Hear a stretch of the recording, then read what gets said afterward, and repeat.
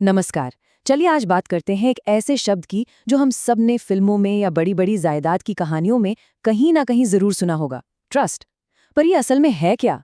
सुनने में भले ही कॉम्प्लिकेटेड लगे, पर ये एक बहुत ही पावरफुल टूल है और आज हम इसे बिल्कुल आसान भाषा में समझने वाले हैं। अच्छा, अब एक सिचुएशन लेते हैं, ठीक है। मान लीजिए कोई है जो अपने किसी प्रियजन की पढ़ाई के लिए कुछ पैसे अलग रखना चाहता है, लेकिन एक चिंता भी तो रहती है ना कि कहीं वो पैसा किसी और चीज पर खर्च ना हो जाए। तो ये कैसे पक्का किया जाए कि पैसा सिर्फ और सिर्फ पढ़ाई के लिए ही इस्तेमाल हो? बस इसी प्रॉब्लम का सल्यूशन है एक ट्रस्ट। और देखिए, इसे समझने का सबसे आसान तरीका है इसे एक स्मार्ट सेफ की तरह सोचना।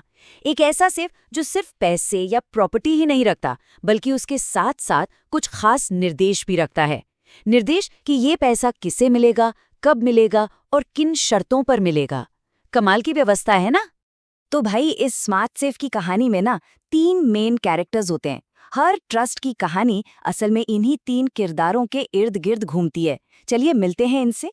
तो सबसे पहले है सेटलर। ये वो इंसान है जो अपनी संपत्ति इस स्मार्ट सेफ में रखते हैं, मतलब ट्रस्ट बनाते हैं। फिर बारी आती है ट्रस्टी की।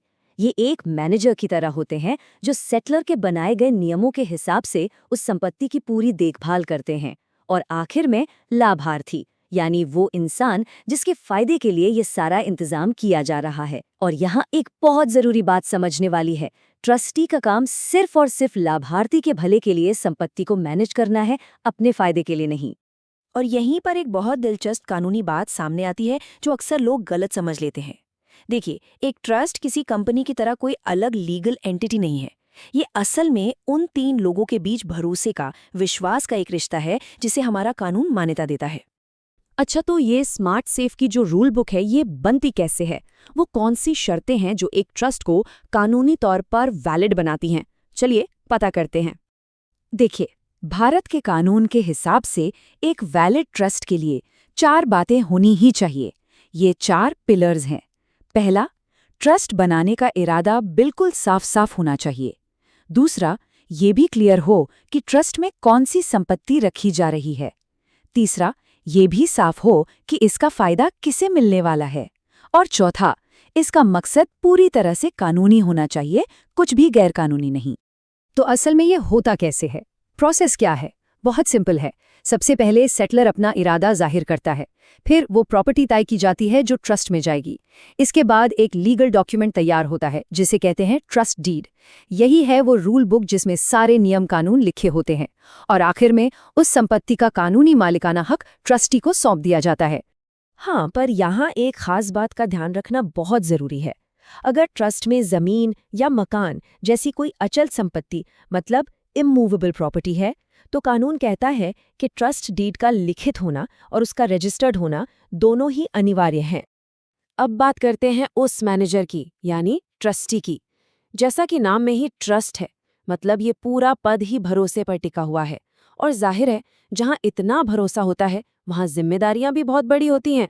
तो एक ट्रस्टी की कुछ बहुत खास जिम्मेदारियां होती हैं। उन्हें सेटलर के दिए गए निर्देशों का पूरी ईमानदारी से पालन करना होता है, ट्रस्ट की संपत्ति की रक्षा करनी होती है और एक आम समझदार इंसान की तरह ही उसकी देखभाल करनी होती है। साथ ही पाई पाई का हिसाब रखना और लाभार्थियों को सारी जानकारी देते रहना भी उन्हीं की ही ड्यूटी है। मतलब वो कानूनी तौर पर बंधे हुए हैं कि वो सिर्फ और सिर्फ लाभार्थी के भले के लिए ही काम करेंगे। देखिए, कानून इसको लेकर कितना सीरियस है। वो ये कहता है कि एक ट्रस्टी को ट्रस्ट की संपत्ति की देखभाल ठीक वैसे ही करनी चाहिए जैसे कोई भी समझदार इंसान अपनी खुद की संपत्ति की करता है। सोचिए, ये कितनी बड़ी जिम्मेदारी है। लेकिन एक सवाल तो मन में आता है, अगर ये मैनेजर्स, ये ट्रस्टी खुद ही नियम तोड़ दें तो क्या होगा? जब भी कोई ट्रस्टी अपनी ड्यूटीज से भटकता है या उन्हें तोड़ता है, तो इसे कानून की भाषा में ब्रीच ऑफ ट्रस्ट कहते हैं, मतलब भरोसे का टूटना।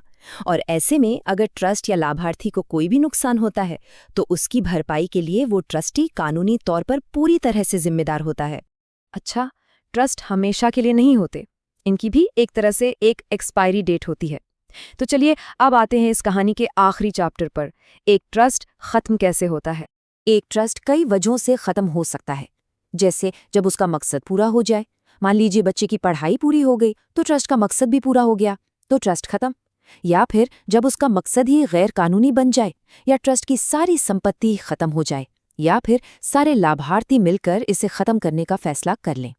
तो इस पूरी बातचीत का निचोड़ क्या है? सबसे जरूरी बात यह है कि एक ट्रस्ट संपत्ति के मैनेजमेंट को उसके असल फायदे से अलग कर देता है। मतलब एक व्यक्ति मैनेज करता है और दूसरा व्यक्ति उसका लाभ उठाता है। इससे किसी को अपनी वसीयत के मुकाबले ज्यादा कंट्रोल मिलता है, क्योंकि यहाँ सिर्फ संपत्ति बांटी नहीं जा रही, बल्कि भविष्य में उसके इस्तेमाल के नियम भी तय किए जा रहे हैं। यही तो है ट्रस्ट का पूरा खेल। तो ये ट्रस्ट एक तरह से भविष्य की प्लानिंग के लिए बनाए गए ब्लूप्रिंट ही तो हैं। ये सुनिश्चित करते हैं कि किसी की इच्छाएं पूरी हों, तब भी जब वो खुद मौजूद ना हो। तो सोचने वाली बात है कि अगर कोई ऐसा ब्लूप्रिंट बनाता है तो उसके निर्देश क्या हो सकते हैं?